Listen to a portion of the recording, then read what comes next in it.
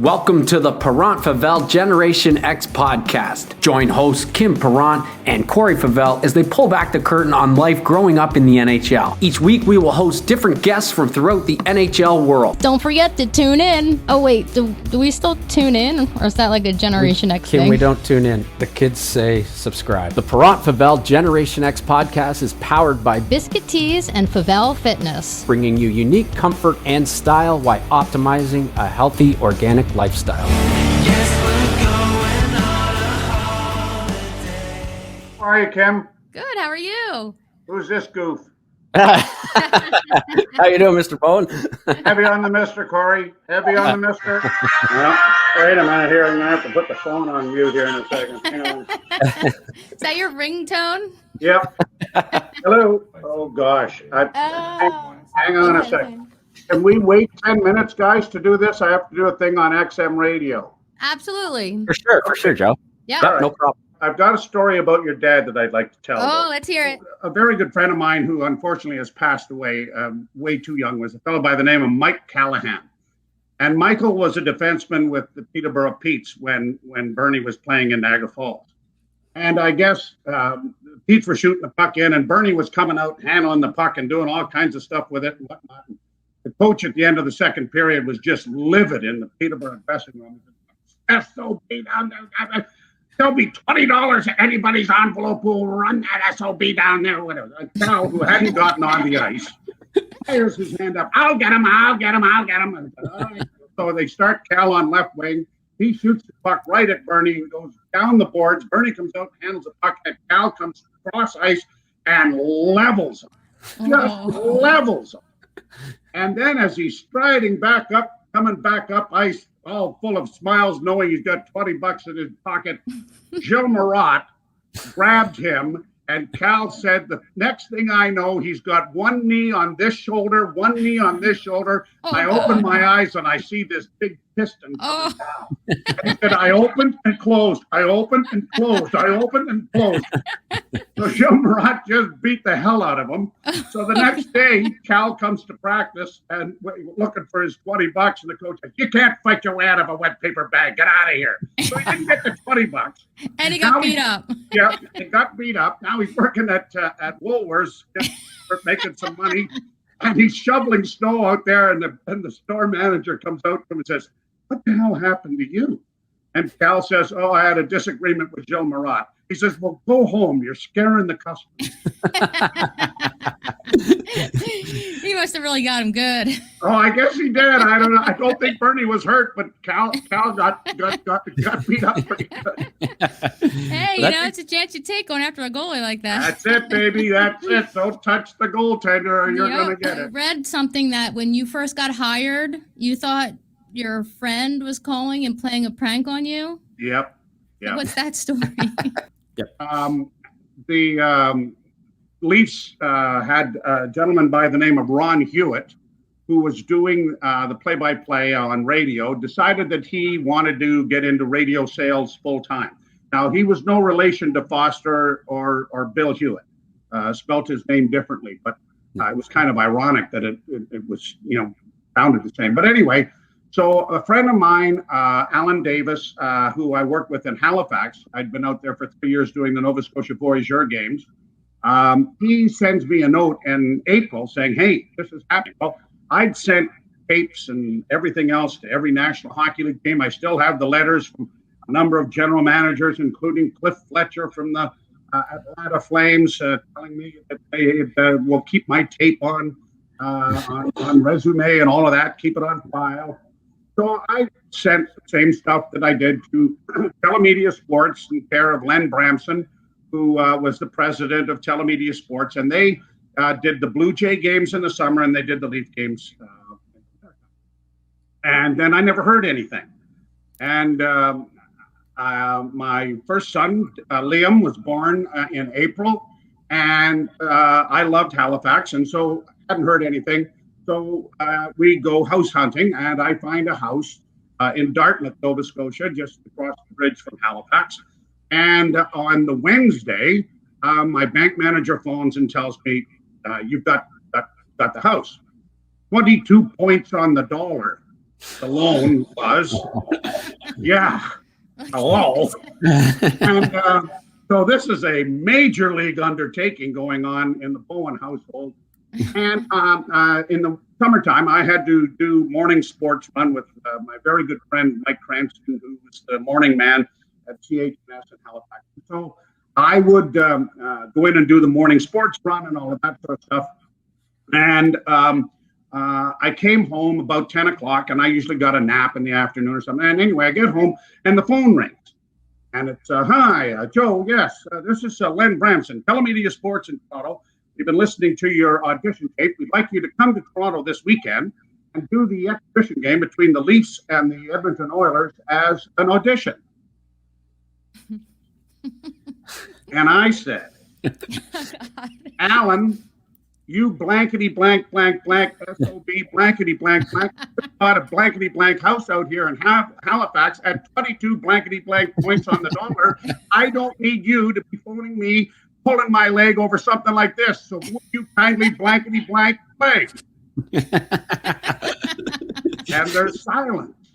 And then Mr. Bramson says, oh, no, this isn't Alan Davis. This is Len Bramson, and I would like you to come down here to do an audition.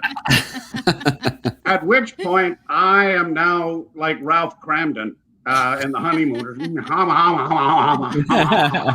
I'm apologizing up one side and down the other, and Len has a giggle about this and whatnot. And so he says, listen, we're going to check flight and stuff like that and the hotel. We'll call you back in 20 minutes.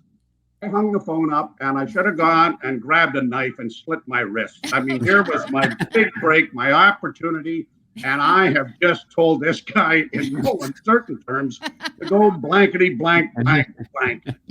Well, instead of 20 minutes, 10 minutes later, Len phones me back. He says, Joe, this is the first time anyone has told me to take my job and shove it before I even offered them the job. But we've listened to your tape again. We don't need the audition. Would you fly in and we'll sign the contract? Oh, wow. Oh, that's so awesome. I'm living proof that you can tell a prospective boss to go shove it and still get the job. So that was that's how I got to Toronto. That was meant to be. You just bought your house. Thank God you didn't get hired in California or something. You got to stay in Toronto and you had your house. Yeah, well, perfect. I didn't have the house in Toronto. I had to sell the house in Halifax. Then I got to Toronto and found out that house prices in Toronto were a hell of a lot higher than they were in Halifax. So we lived in an apartment for a couple of years before we bought a house here in Unionville. Oh, wow. Nice. That's funny though. That's it's definitely like a scene out of a movie. Yeah, it is. Yep. Take your job and shove it. Yeah. we won't recommend that to the kids these days. Wasn't there a country song, something like that? I think there was. There definitely has to be. Yeah, exactly. Yeah. Yeah. What year was that, Joe? What year was that you started with the Leafs? That was 1982-83 season. So my first game was in my favorite all-time stadium was in the Chicago Stadium. Yeah. And that's another great story too. I was, I'm really nervous. I mean, you can only imagine. This is, this is the big time and everything else. Yeah. I had rehearsed what I wanted to say. I had written it all down. I was all ready to go. I wanted to get there early because I'd never been in the building. I wanted to find out how to get there and see every rink we went to, an engineer was there to set you up and get you going. So the guy who was doing color with me, Doug McKay, he had been an assistant coach with the Leafs, so he didn't come with me. I wanted to go early. I got in a cab with the biggest man I'd ever seen in my life, and he started down Madison Street towards what I thought I was going on my last ride. I mean, this part of Chicago has changed a great deal since they built the United Center. But when it was the Chicago Stadium, it was a really, really tough neighborhood. And I'm driving with this guy, and I'm saying, I'm going to get to the NHL, and I'm never going to get to do my first game. This is not going to end well. And I see this big mausoleum finally coming into view, and I thought, oh my God, thank God. So I get in, and we get up there, and it's the first game of the season for them and everybody, and we can't get on the air. They're having technical difficulties either here or back in Toronto or at the stadium. And so literally, just as the referee is about to drop the puck, the engineer just turned and went, "You're on." I had no time to do the rehearsal stuff. It was just, hey, puck's dropped. Hi, I'm on the air. So that was it. So we off we went, and I never did get the. I thought I had a really nice opening to welcome myself to hear the fans to their new broadcaster and everything. Instead, it was just, here we are, let's go. Hey. Well, and here we are today. Yeah, you're the legendary voice. That's amazing. That's awesome. And now working with Ralphie, I'm sure you guys, well, I experienced it firsthand, but the fun that you guys have and the joking around and up in the booth. He must keep you on your toes. Must be a blast between the two of you. Jim Ralph is the Bob Uecker of hockey. He really is. I mean, Ueck's made the major leagues, but he pokes so much fun at himself about being so bad that, I mean, how do you catch a knuckleball? Well, I usually wait till it stops rolling and then I throw it back. I mean, so Jimmy's hockey career, he was a great goaltender in junior in Ottawa, and then had a major knee surgery that derailed his efforts. He backed up and played in preseason games for the Chicago Blackhawks, but never tasted playing at the NHL level. So he's the Bob Uecker of hockey, and his sense of humor and his dry sense of humor reflects that. And so it's been a real pleasure working with him, and I've worked with other great broadcasters too. When I did TV with Harry Neal and Scotty Bowman, I worked with. So I've really been blessed with the people that I have had to share the broadcast booth with, because they've been very knowledgeable about the sport, but B, a lot of humor. I mean, when you do 82 games, they're not all Rembrandts. There's a few Picassos in there.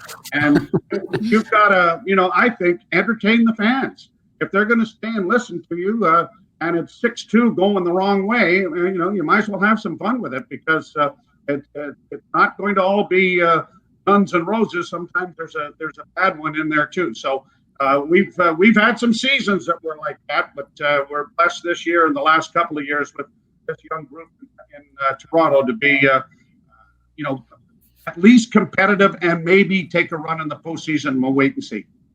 Well, as a fan, as a listener, I completely agree. When you have two announcers that you enjoy listening to, that bring humor, that pull you in, even, and especially during a rough game, that will keep me listening, as opposed to, if it's the opposite, I'm turning it off, so. Well, he does a great job.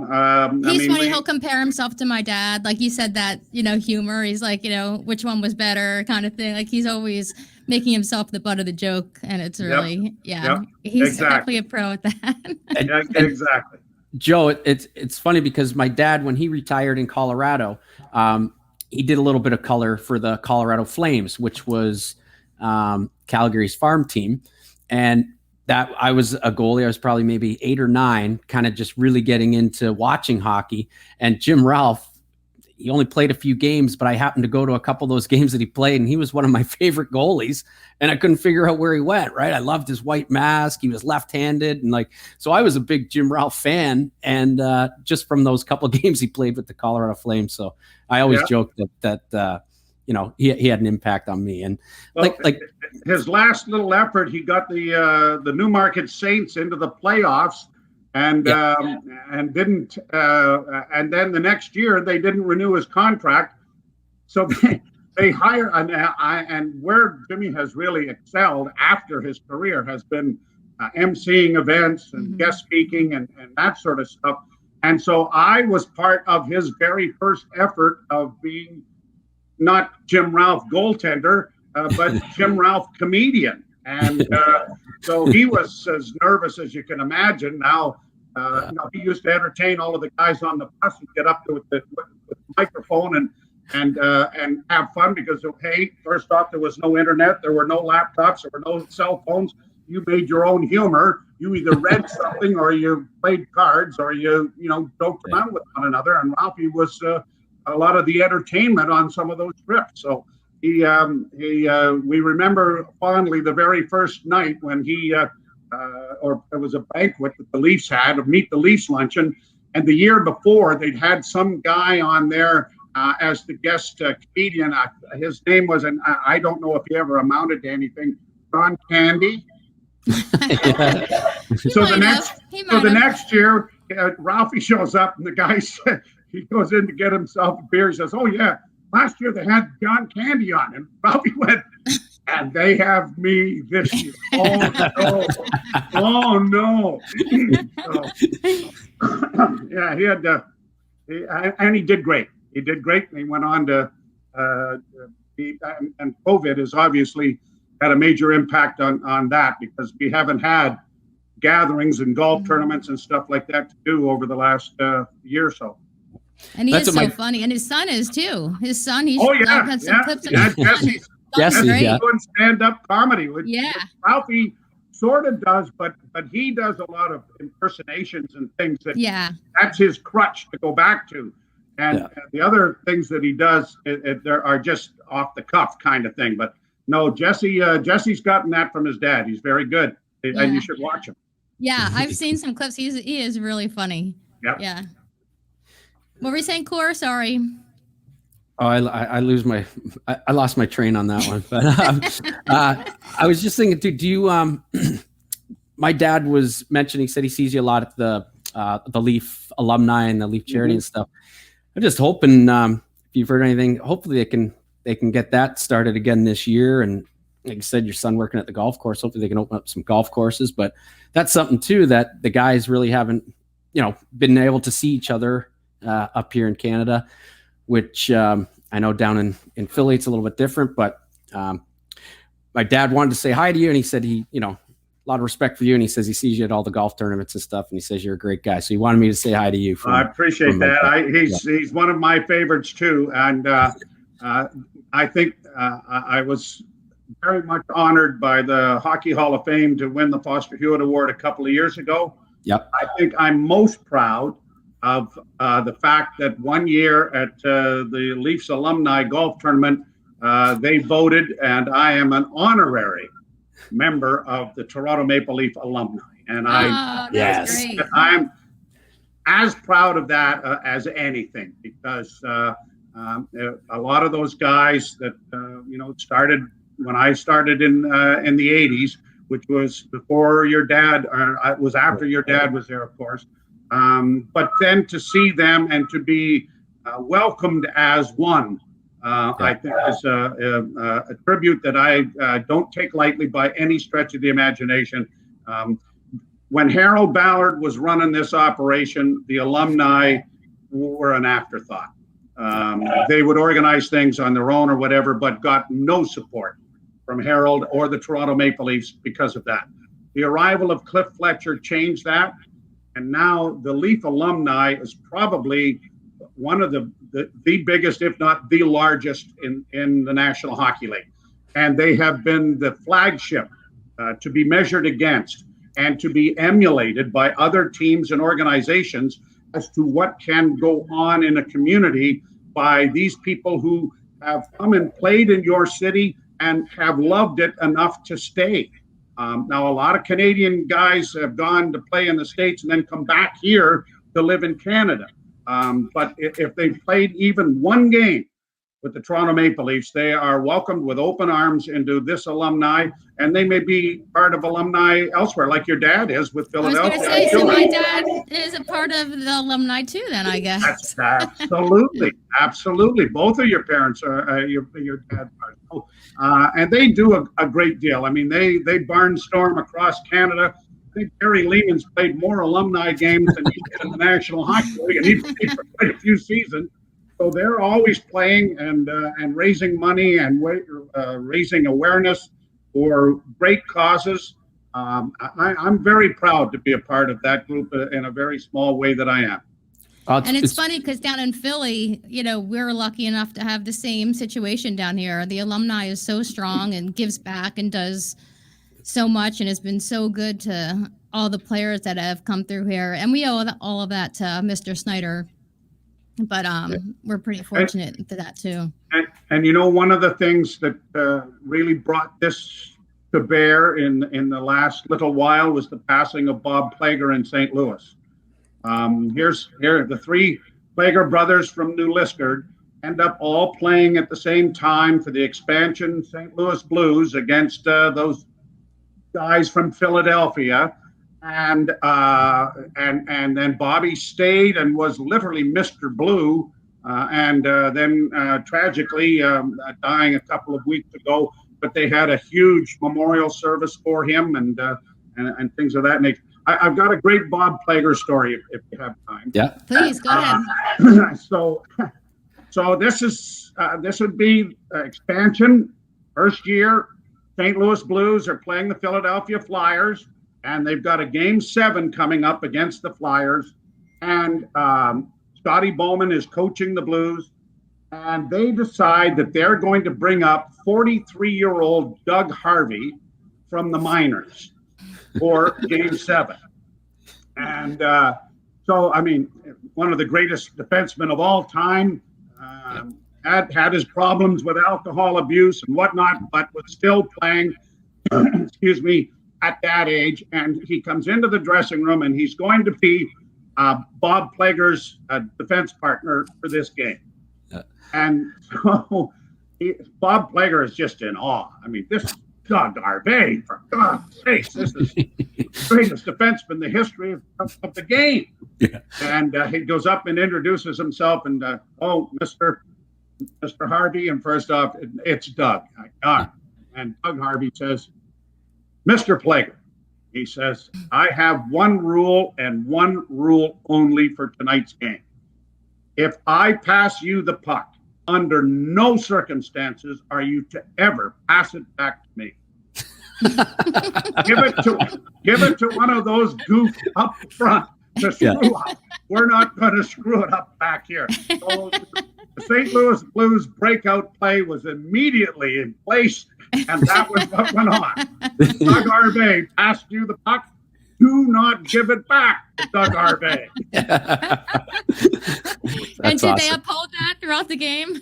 That's right. And they beat the Flyers and went on to have to play Montreal in the Stanley Cup final and lost the first year. So that's a great story. And every time we went to St. Louis, Bobby Plager was the clown prince. He always had some stories to regale you with, or some stupid joke that he had heard that everybody who went through got to hear again and again. Yeah. My dad always said, man, those Plager brothers were tough. Like they were tough boys.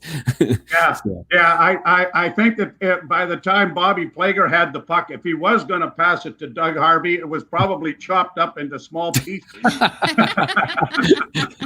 Yeah.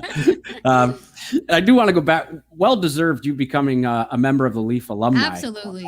That 100%. I was really excited to see that. I always just pictured you as a member of the Leaf alumni, but that's great that they recognize that, because, like you said, some guys come in and play a couple games, and they're part of the alumni. You've been the voice for so long, so I just want to say that was well deserved. Congrats on that. Absolutely. And I love the Plager stories. My dad always had great Plager stories, and that was when Ed Snyder had to beef up the Flyers, they beat the living tar out of them. And I remember somebody the other day mentioned about Dickie Moore. Dickie Moore was on St. Louis there, and my dad they said, oh, your dad had a big fight with Dickie Moore. And I said, well, I think my dad used to chirp him. My dad said he used to skate by the bench and hey, old man, you still playing, old man? So he said a big melee breaks out. And I asked my dad, I said, hey, looks like you got, you took a few in there. And he goes, Yeah, he goes, that was Dickie Moore. He caught me by surprise in the middle of the pileup, just started giving it to me. So he goes, those are the chirps. But maybe that's what Nikolai Ehlers was saying to Joe Thornton the other night that got him all riled up and was really giving it back to him in the man. box. I wish we'd had a microphone in there because Joe Thornton would have had some great lines, and I wish I'd heard them. And I love just the way he's bringing that team together, the character, just with the Mitch Marner and the Matthews little thing the other day, and Joe Thornton walks by in the background, completely naked, just checking his stick out. It's just, he's really gluing that team together. I hope they make a run for it. But yeah, the Ehlers, I was watching that this morning. I was just, man, I wish would have, listened to that conversation. And they asked Joe after the game about it, and he didn't really have a comment. So, I'm sure there was a lot of deleted expletives in there. But the one thing about going to alumni events, when you are playing, and here's a perfect example. When you're playing, and Joe Thornton's issue the other night, you're not going to hear anything about that. Yep. He retires 4 or 5 years later. You're at an event, and someone's going to ask him what, and you're going to get to hear the whole story. Uh-huh. And that's the fun part about the alumni, because those stories come out. And just an example, I guess, John Brophy was coaching speaking of tough guys, John Brophy was coaching the Toronto Maple Leafs, and Kevin McGuire, was coaching in St. Catharines, and Kevin McGuire was one of the tough guys with the St. Catharines Saints. And so when Broth comes up, he gets Kevin McGuire called up. Well, now here's Maggie coming from, whatever, how much money he was making in St. Catharines, to he's now getting a major league salary. And the first thing Maggie does is go out and he buys himself a brand new, absolutely wild sports jacket, just really, really fashionable, right? So Broth is a fashion nut. I mean, he had more clothes and everything else. And I had the pleasure of riding the bus with Broth when we were in Nova Scotia for a couple of years.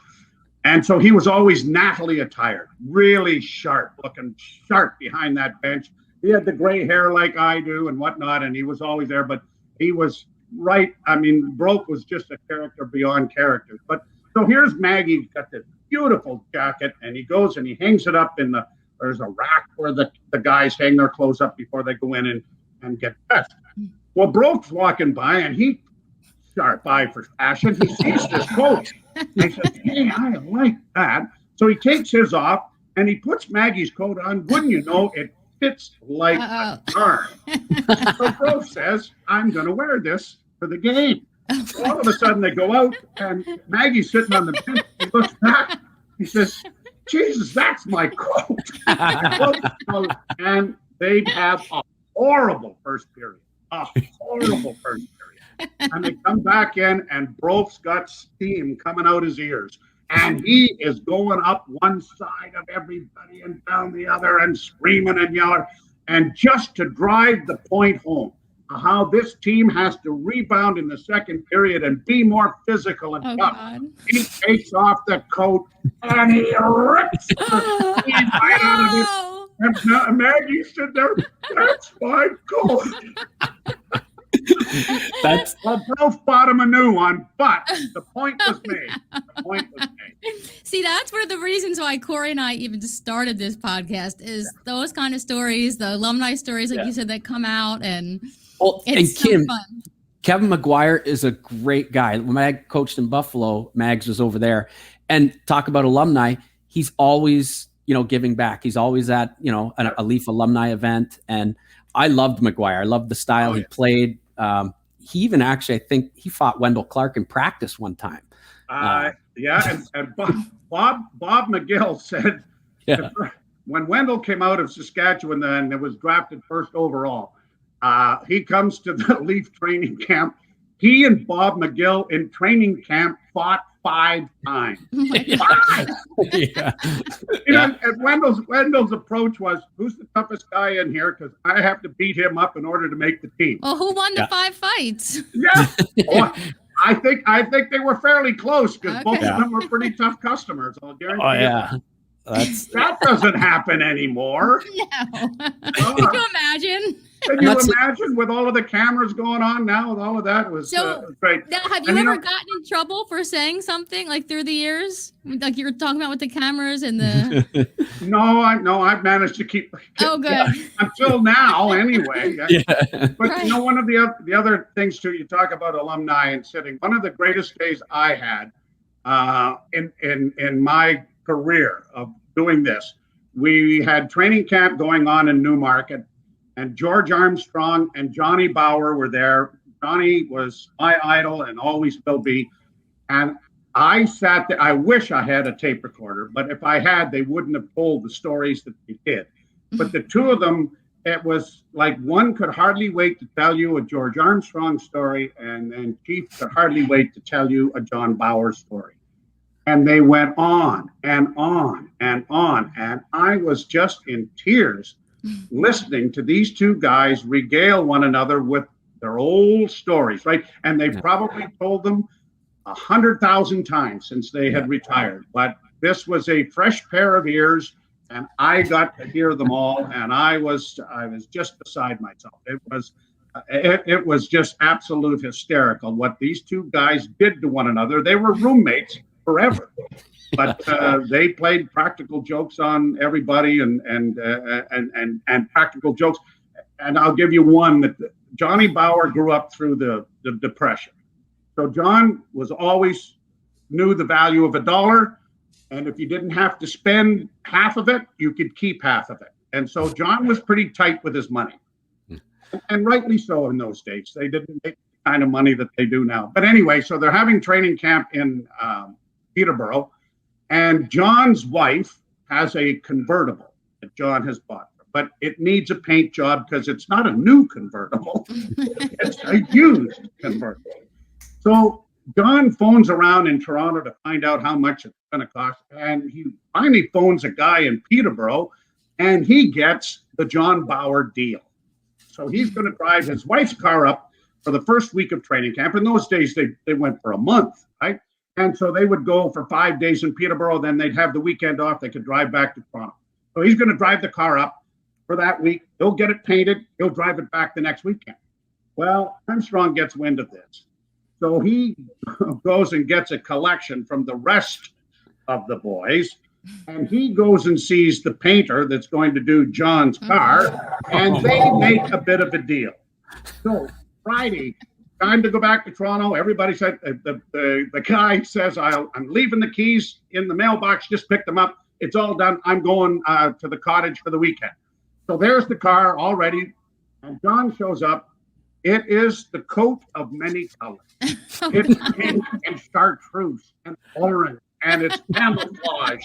And here it is. And of course, all of the boys are right out on the street, main drag in Peterborough. And here's John Bower having to drive this car home for the weekend. And they're all out there. There's John Bower, the champion of the Toronto Maple Leafs, driving. And the whole street is in Johnny's below the steering wheels. So had to bring it back the next. Repaint it. That's right. Had to bring it back the next week, and they repainted it for him. Yeah. That's a great one.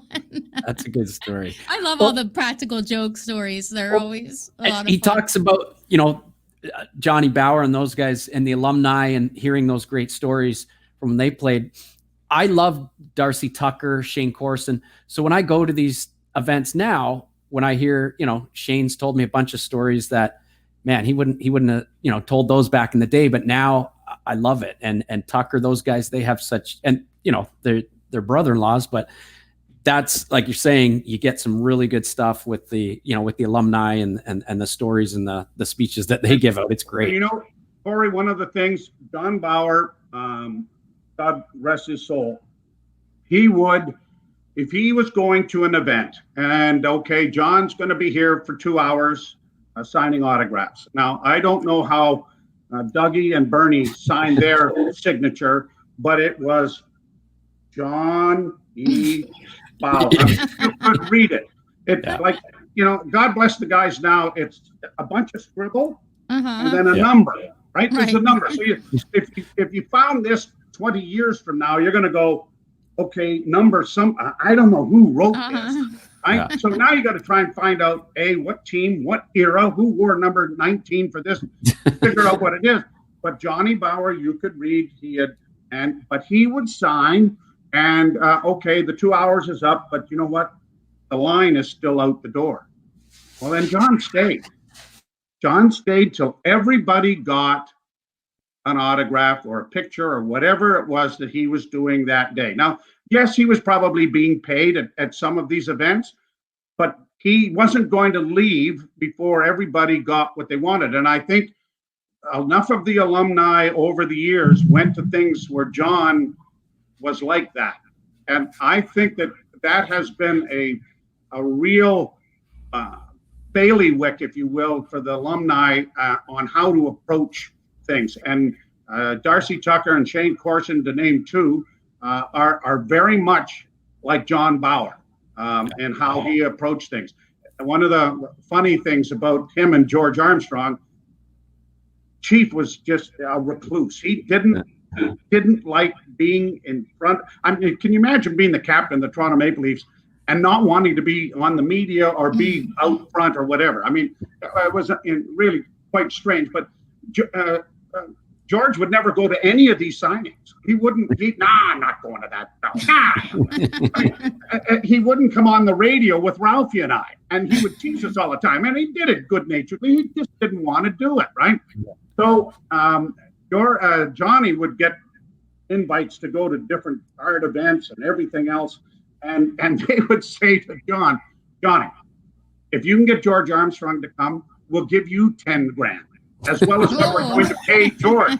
So here's Johnny. I mean, over and Chief, you got to come to this event.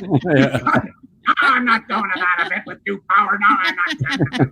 And he never did. We never got the extra 10 grand. Exactly. John wanted the 10 grand in his jeans too. So that was the kind of relationship they had. But that was George Armstrong too. Now, quietly, something going on, somebody in need, you couldn't find a better person to be involved in things behind the scene without any notoriety. George Armstrong was there. Yeah. Well, it's funny. I hear a lot of stories with my dad. Actually, someone just messaged me the other day how same thing. There was a signing and there was a huge line and the time was up. And he's like, but your dad stayed till every last person had their signature. And I think my dad's really good with that too. Yeah. Well, he would have known Johnny, right? When he was here, Johnny was either. I mean, sometimes Johnny would be the practice goalie if they were short somebody, and he was about 104 at that point, I think. But he would have been involved with either helping with the goalies when there were no goalie coaches. Back in those days, you were just you had to figure it out on your own recognizance to see what was going on or what wasn't going on, more than likely. But he was scouting and stuff of that nature. So I know both Doug and Bernie would have had great times, I'm sure, listening to John Bower stories as well. Yeah. I had the pleasure, I was telling Kim last week, in my closet, I had a Leaf jersey signed by Johnny Bower. And when I got it, maybe 10 years ago, I went to a Leaf game in the alumni box, and I brought a good friend of mine, Mark Fougere, and we got into the alumni box, and I said, "Oh, there's your seat, down there." And he said, "Oh, I got to sit next to that old guy." I said, "Yeah." And he goes, sits down. Well, he sat beside Johnny Bower for the whole game, and Johnny was the nicest guy, told him stories, so he couldn't believe it. And then Johnny signed the jersey for us after the game. I was excited when I found that, but that was just the nicest guy. And just big set of hands. I remember shaking his hand. I was like, holy, did he even wear did he have to wear a glove? He had the huge hands. And very embarrassed by that. He was really embarrassed. Yes. Oh, I mean, he had enormous fingers. I mean, but you watch the games, highlights of the game. Yeah. He's playing with a CCM goal stick that probably weighed 20 pounds. I mean, these things were enormous. And I mean, there's a piece of 2x4 that had a bend in it is exactly what it was. And the thing that he was most famous for was that great poke check. And being able to, his hands being that big and that strong was the reason he could hang on to that stick and make those poke checks, because that was one of his main weapons. Yeah. Oh, but yet embarrassed of them. Yes. Yeah. Oh yeah. Absolutely. Yep. I love all that stuff. Yeah. All right. Well, Kim, did you have? We don't want to take up too much of your time, Joe. I know we got. Well, you know what I was thinking too. I know, like you've said, the hardest part probably of your job is all the travel. So when COVID hit and you went from all this travel to nothing, no travel, like how was that transition? Well, Kim, a couple of years ago, when Lou Lamoriello kicked us off the charters, as he has done. Oh, right. I did know that. Yes. Oh, well, Lou had the rule in New Jersey, no media on the charter. So he comes to Toronto, and that's one of the rules he wants to implement. And the only people that were on the charters were myself and Jim Ralph, Paul Hendrick, and a young lady who did the camera work for Paul. And we were all, employees of Maple Leaf Sports and Entertainment. It wasn't like we were on there, take a look at that. He's got that ice wrapped around that ankle, so we better tweet this out or get that. Yeah. You obeyed the rules of what went on. But anyway, he stuck with his guns on that. So anyway, Lou's quirky. He has his quirky stuff. Yes. Oh yeah. This is Lou. Shave the beard. Right. How it's going to be done, right? And now that he's in Long Island, those guys are off the charter too. Yeah. So anyway, the radio stations call us together with a member of Maple Leaf Sports and Entertainment to talk about because now all of a sudden the expenses have just gone, because A, we got to be fly commercial. B, we're going to have to stay an extra night after the game instead of flying home with the team. So hotel accommodations, everything has gone right through the roof, and their budgets have just gone skyrocketing, right? So they tell us that they want to do the road games from the studio off a monitor. And we balked rather vocally. And the stuff that I said at that breakfast meeting, I probably should have been fired. But then when I got hired, I said the same thing. Right. And I still ended up getting the job. So I went ahead with it. Right. Yeah. So, and I said, you got the two biggest conglomerates in Canada, Bell and Rogers, the richest hockey team and most famous hockey team on the planet. And you're going to go through the cheap here by telling us we can't travel to road games. And when this hits the press, you're all going to be called cheap, whatever. Yeah. And sure enough, that did happen. And Brendan Shanahan finally said, he phoned me and he said, give me the day to figure this out and we'll see what we can. And they did. So we got back, we were traveling commercial. And that's when I met you and Ralphie and you. Ralphie and I met you in Philadelphia. We were still on commercial. So end of that story. Now COVID arrives. And we are now doing the games at home from the rink in our normal spot, but we are going to either Rogers or Bell to call the game off of the monitor. Now, when I balked at this a number of years ago, I didn't think you could do it. All right. I thought it was going to be a real tough, not so much for Ralphie, but it's going to be a tough thing for the play-by-play guy to do this. Yeah. Well, we've done it. We've done it, and it's gotten on the air. I guess it's okay. But having said that, I don't want to travel commercial during all of this COVID stuff, because all of you're hearing is, this plane arrived and 25 of them have COVID. Well, so at this point, I'm fine with it. I'm fine with not traveling. And when this is all said and done and COVID's over, I'm sure that they're going to say to us, well, you know what, if you're not on the charter and you're doing this, it worked, so why don't we do this? And I would probably agree with them, but I would want to put one caveat into the deal in that when we get to the postseason, I want to be in the ring. Because if this franchise ends the drought since 1967 by winning in Vegas or Colorado. You better be there. I want to be there. Yes. I want to be there. So I would think that would be something that could be negotiated, and I hope that that's how it will go in the future. But at this point, I can't see, without us being on the charter, going, doing our normal job the way we did pre-COVID. So when you first did it, though, from being live and watching the game live to watching it on a screen, like, how was it adjusting to that? Was it easier than you thought, or? It was probably easier than I thought, but it was harder than I thought too, because you can't, for instance, 6 attackers, the goalie comes out. Well, I don't know if the goalie's coming. Right. Yeah. Right. Then sometimes they'll put a nice little icon at the top, empty net. Oh, great, thanks, buddy. Yeah. So you don't see that. You don't see things behind the play that either a hit or a fight or something of that nature. So you are really at the whim of what the producer of the television show is willing to show you. So you're getting the same view as the people on TV. Like, you're not getting your own private view of what's going on. Okay. Yeah, see, that's rough. We did once. They said, well, we can get you another monitor and have a different. Well, that was great, except the whole thing that came up was just the ISO cam. Right. And so we're getting tight shots of Joe Thornton's face and everything else. No idea where the puck is. And we're scrambling around and we're trying to get the guy in the other booth. You got to come in here and change the channel, do something for us here.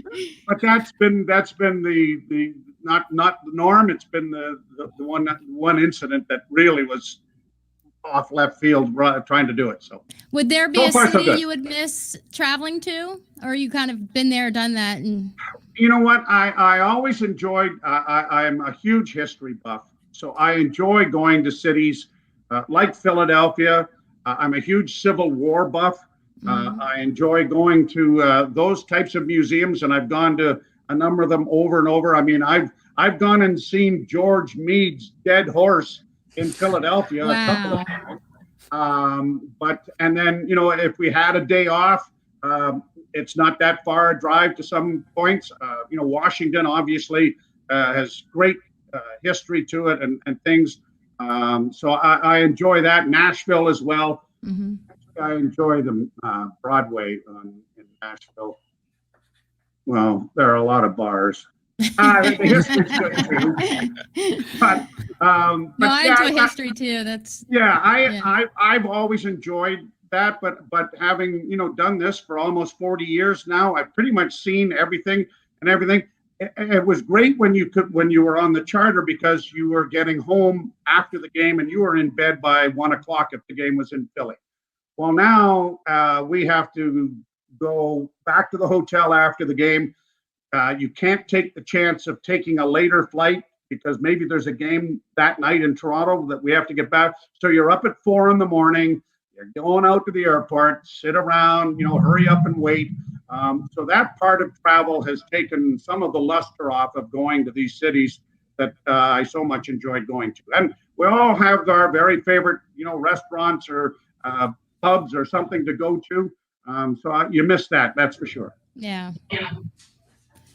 Yeah, it's crazy to, like you say, I can see them saying, all right, well, you've done it this way through COVID, so why can't we continue it? So I can definitely see that becoming. Yeah. It'll be interesting. And then what happens? Right. Do the rest of the National Hockey League people say, hey, if that worked, maybe we do this. Maybe it is something that will be cutting edge. Right. I'd be curious to see what happens. It will be interesting. It will be interesting. I'm just upset if this is the year the Leafs are going to win the cup. I'm not going to get to see it. We always hope they make the playoffs so we could, my dad. So you still have no fans in the arenas up there? There's still no fans? No.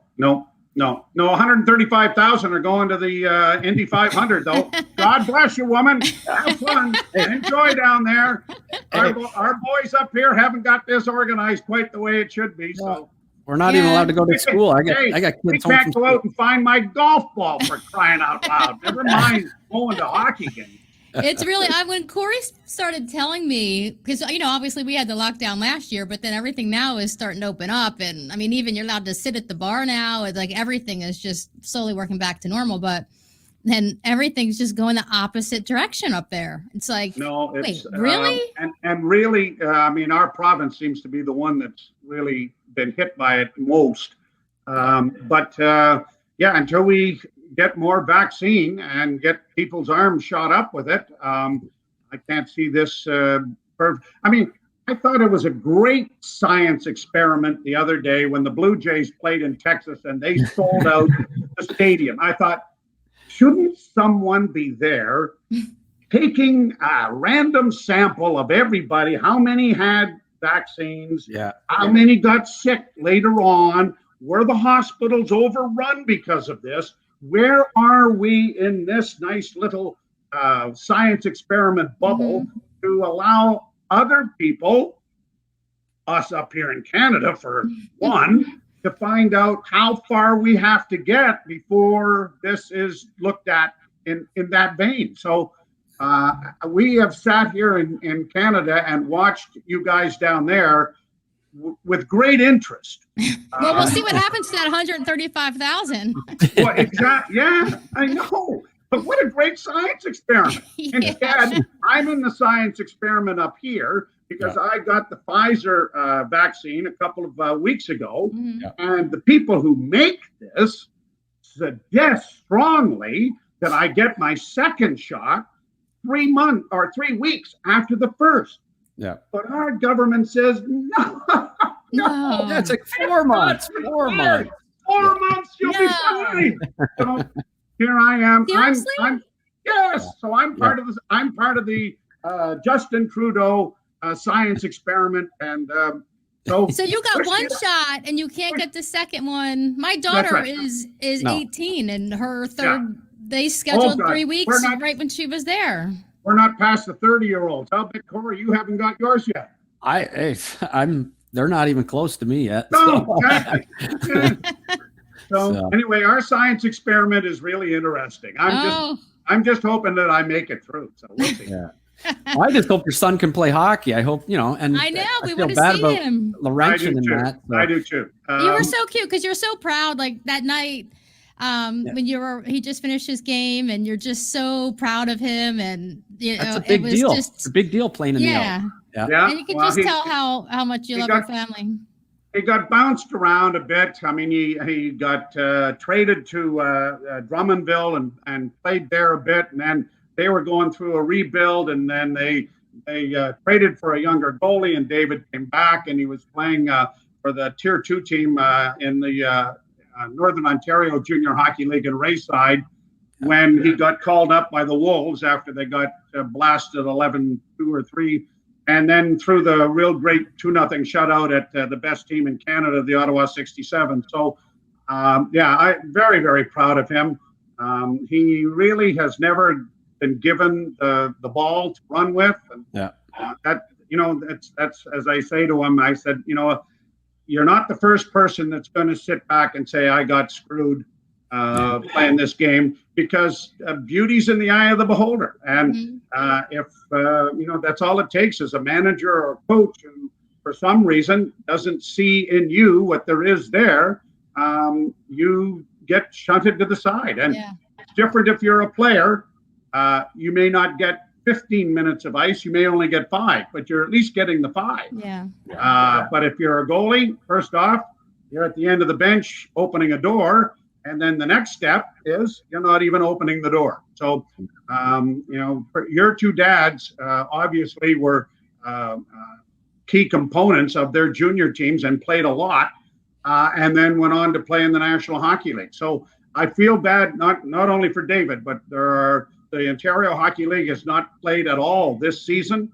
And all of those kids, a lot of them, This is their draft year, and they haven't had an opportunity to show people that, you know what, I grew 3 inches and put on 50 pounds over that last summer, training and being ready to play this year. So this year's draft in the National Hockey League, talk about a crapshoot, because it's going to be just, well, I think he improved. I don't know, because he hasn't played. Same way with the OHL. How are they going to do the OHL draft this year? They're talking about a draft, but exactly. I train a lot of these kids, and I think they maybe had 4 or 5 scrimmages. Yeah. So and how do you take that out of and how many, the minor midget draft? Well, how many are there watching, bantam? The scouts didn't go down and watch bantam knowing that COVID was coming. So they're it's an enormous crapshoot, and a lot of careers are going to be affected, conversely because of it. Yeah. Well, tell David. I'd love to have your son on one day and talk about what it was like growing up with you as his dad. Oh well, there's 4 of them, so you can take your pick. We'll bring them all on, then they can share stories. I was gonna say, tell David, stay positive. Goalies mature a little bit later. There's lots of avenues. So we've got to find a place for him to play, because he was going to play at Laurentian, and now they've gone into receivership, and so he's taking the sports administration course up there, which is a great course. And I think he wants to finish that, but we'll have to wait and see. Yep. Well, take COVID out of the picture, and you started in '82. Just as an announcer, how has that changed through the years with the way that the game has changed? Because the game has changed so much. How's that affected you? Yeah, much faster, much faster. And the other thing is, you do not, because goaltenders are better and bigger, and the equipment is better, and in some instances bigger, you don't see Rick Leach or Rick Vive coming down the wing, winding up and blasting a shot in very often. I mean, if it is, it's a mistake. It's a big mistake. Right. I mean, how many times do you see a guy come roaring down the wing, probably has a chance to shoot the puck? Nope.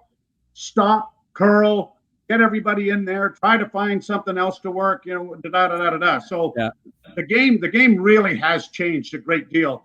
And I like to say, there's not as many oohs and ahs. Mm-hmm. Because when Rick Vive came down the wing, or Rick Leach, Reggie Leach came down the wing, and the slap shot was coming, if it went wide, there was a or ooh. But there aren't enough oohs and ahs anymore from the stand. Of course, there's no one in the stands now to ooh and ah, so it doesn't make any difference. But the game it's not as colorful. The game isn't as colorful. Oh, sure it was. I mean, Mike Bossy, that great release, scored off the wing, countless times. Rick Tocchet, Rocket Tocchet, that was his exactly. thing. Wayne Gretzky coming down the wing. A little hesitation, and then the slap shot, and it's over the shoulder and in. I mean, you see highlights of that, and you go, wow, they could score from there before. Neat. No, I can't do it now. Can't do it now. Yeah, it's changed so much. Like my brother doesn't even really watch the games anymore, because he doesn't like the way they are played now. It's not so much passion, not as much passion as they used to have. So well, Harry Neal had the great line about fighting. He said, "You know what? If this keeps up, they're going to have to build bigger stadiums." Yeah. Because no one ever left the building. No, they went the opposite way. And you in Philadelphia, of all locations, would know how that brought everybody to their feet at the Spectrum. Oh yeah. And everything else. Well, now player safety, I get it, and everything else. And as a parent, I'm sure that everybody's quite happy that Junior's probably not going to have to take 15 punches to the head on any given night. Yeah. And so that part of the game has obviously changed. I mean, if there's a fight now, it's wow. Oh, gee. And usually the ref's right in there. The ref's right in there. I think doesn't go we've far. We've had Wayne Simmons twice, Dermott once, Muslin once. So there's 3 or 4 for the entire season. Hell, back in the 80s, if you didn't have 4 in a game, Right? Yeah. Boy, what a horrible game this was. I mean, Wendell Clark had 3 of them himself. Yeah. And a couple points too. That's exactly. Yep. You weren't taking a cheap shot at the goalie or at other players because you knew you were going to pay the price later. Yeah, 100%. And it was, in those days, it was change the momentum. Yeah. Somebody went out and changed the momentum. Unfortunately, as things progressed and into the 90s and then into the 2000s, it was the stiff sitting at the end of the bench. And when he went on, the other stiff from the other team went on, and they sat there, and there was no animosity. There was no reason for it. It was just, here we are, let's go. So it had that part of the game needed to be taken out. And I fully agreed with that. That had nothing to do with trying to change things or whatever. It was just, okay, this is why I'm on the team, and you're on the team for the same reason. So how's the wife and kids? Good, okay. And that part, those positions and that spot on the roster has obviously been taken by someone who doesn't do that and is a better player than just the quote unquote enforcer that you needed. But having said that, when you get to the postseason, you still have to, as Conn Smythe said, you can't beat them in the alley, you can't beat them on the ice, and you still have to have that grit, and the term now is sandpaper, I guess. So you have to have some sandpaper in your lineup. That's just pushback, and if whether it's the face wash with the glove or the you touch my goalie, I'm going to fire you into the end boards or whatever. That has to be a part of your team's DNA, because if it's not, the other team is going to take advantage of it.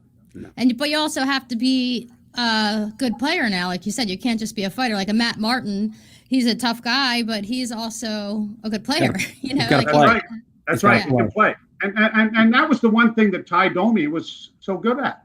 Like, Ty could play.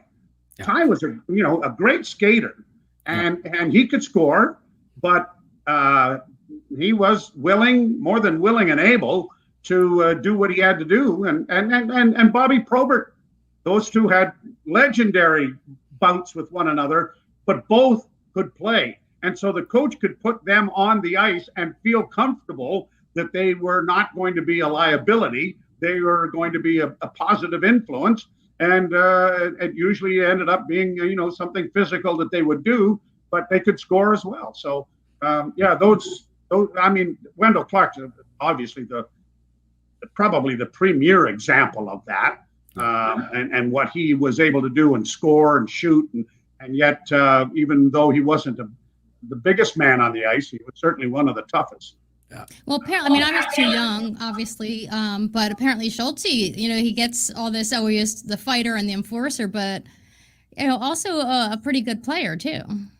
Well, and when he was on the ice, obviously, you had to know he was on the ice.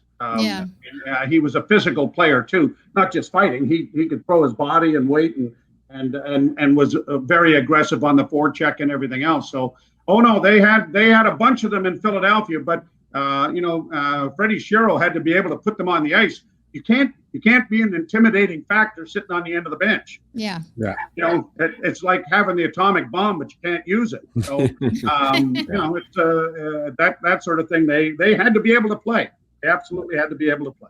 Well, I have one thing I want to ask you before we go too. As far as our dads go, for you were a goalie. Do you have any special memory of them? Excuse me. You still play. Thank you. You are still a goalie.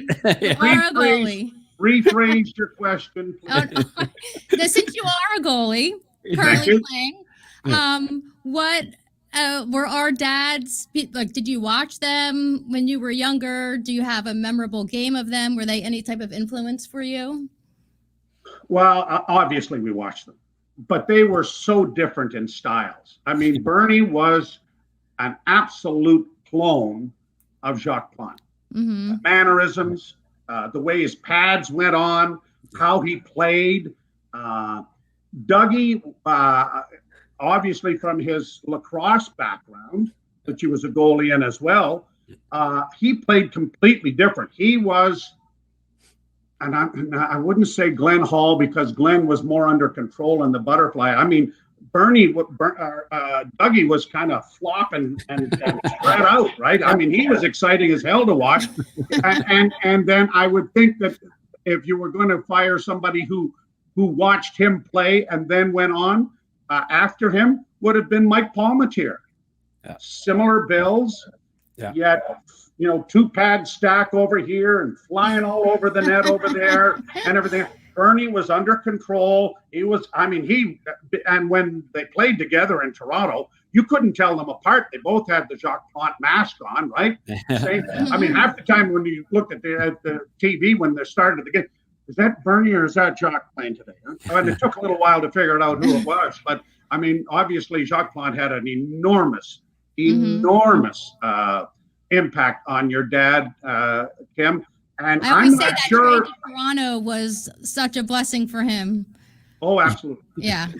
Yeah. And Corey, who would your dad think that he patterned his game after? Well, you mentioned Glenn Hall. I know my dad was a big Glenn Hall, Gump Worsley. I got it. Yeah. Roger Crozier. The Crow. Yeah, the Crow. Roger Crozier. Yeah. The Crow. And who do you style? What's your style, Joe? What's your style, Joe? My style now is very much stand up and play the angles, because if any SOB scores on me, I've had better people than them score on me before. So the getting up and down part is not real good anymore. So I would say I'm Rick St. Croix. Big stand up goalie. Stand up angles. And dig it out of the net when I have to. Yeah. Well, that's when my dad played the Winter Classic, and he went down a few times. You're just like, oh God, I hope he can get back up.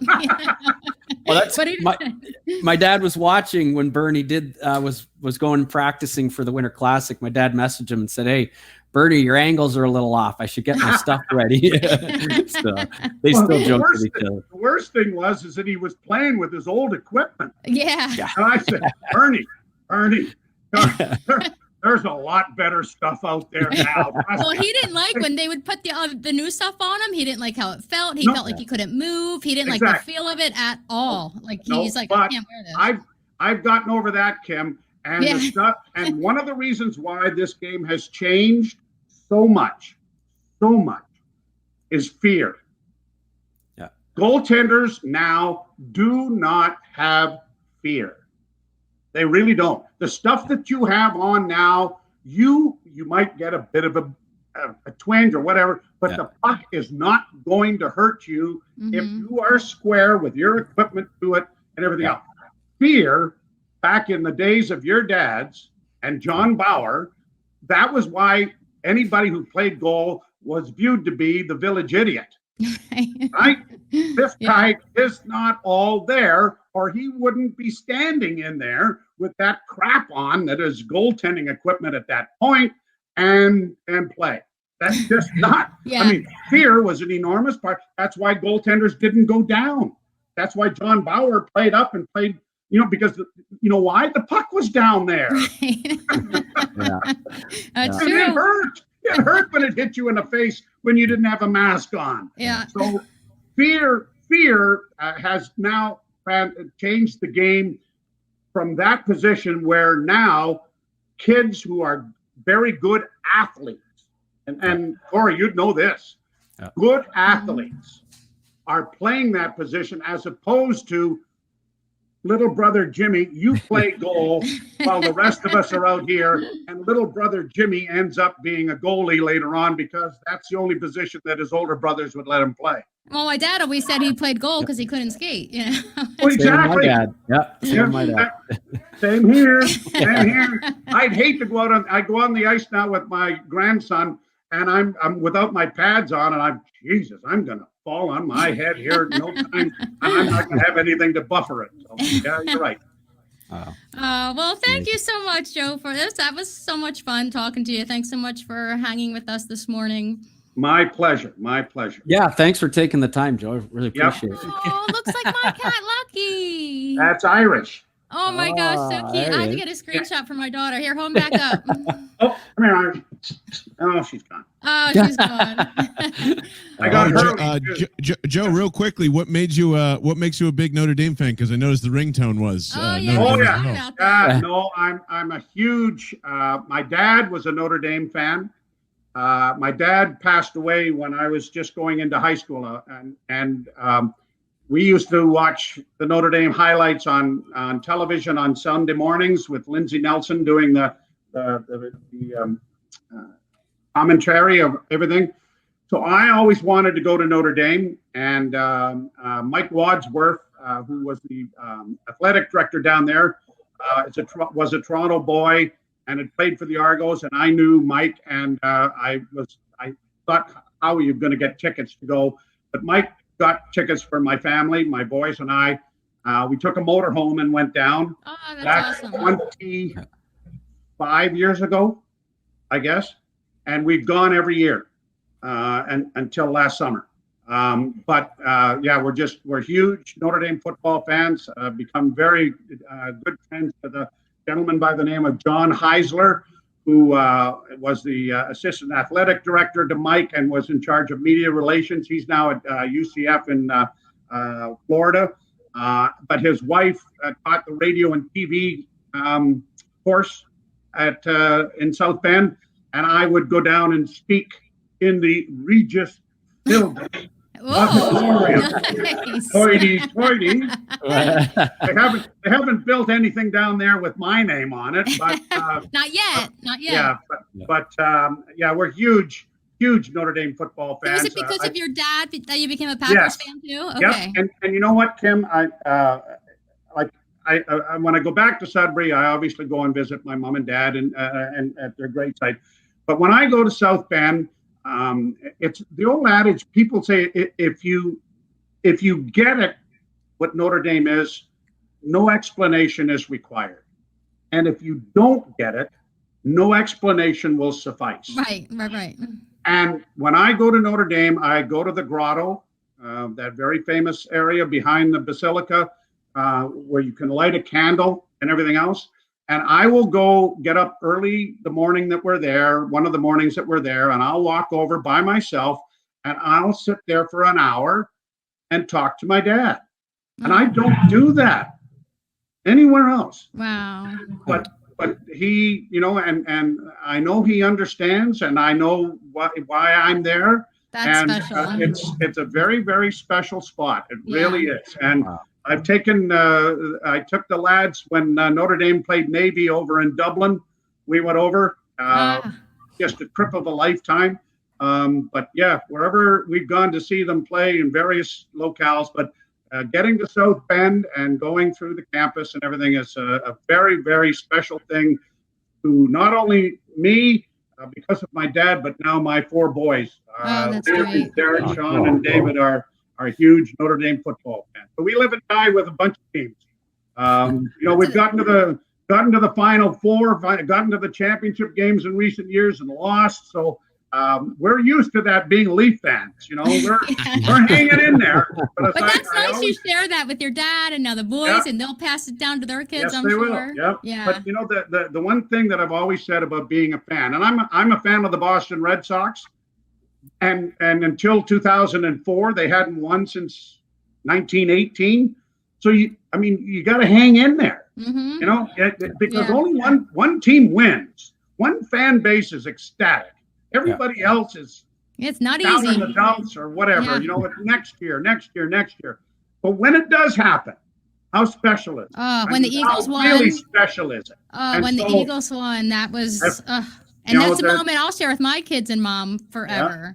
Yeah. And one of the great stories about the Red Sox, and then of course the Cubs, who hadn't won since 1908, was the fact that people were taking the transistor radio or the radio and sitting in a graveyard with Grandpa, who was such a huge fan that of literally gave whatever me the team. chills. And you know what? They're going to win it.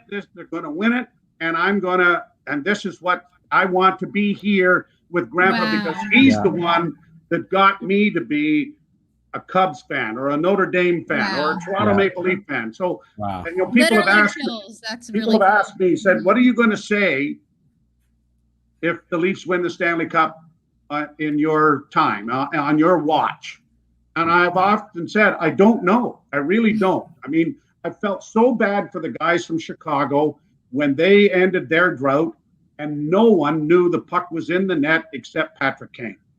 Yeah. And so there's no iconic call Yeah. to be replayed. It was almost an afterthought. And I pray that isn't the case for us, that it'll be a good goal. It'll be something that we can, but I've often thought that at the end, if we're counting down the seconds and the thing is in the bag, that I will mention my dad Oh. somewhere in there. Oh, I hope it's really this will. year. Just for I hope that. it's this For year. that I wanna alone, hear I it. hope Yeah. it's this year. And I Well, hope it's not a reviewed goal. No, Yeah. I mean, how about if it's a puck, like we've had a couple where went in and out of the net so fast you didn't play went on, then the horn goes. What if that's the overtime winner? Well, when the Flyers And lost, I was play goes on for another 30, 45 seconds until a horn goes, boys, hold up. I think we have an issue here. Yeah. Well, when the Flyers lost that, like we were just like, wait, what just happened? Did we just lose? Like it was That's right. very, Yeah. it was terrible. Yeah. Te- So technology for you. I hope that it's clear cut. I hope that I get to. I hope it's see this it. year. Yeah, I do as well. And I hope you and Jim are together in a booth so we can watch your reactions because I love how you guys react when you guys score like big goals. And so that's how Keep I'm our rooting fingers for this crossed. year. Their Amazon is doing. They're following the Leafs the whole season. There's going to be a program, I guess, put together. A number of episodes or whatever. Okay. In September.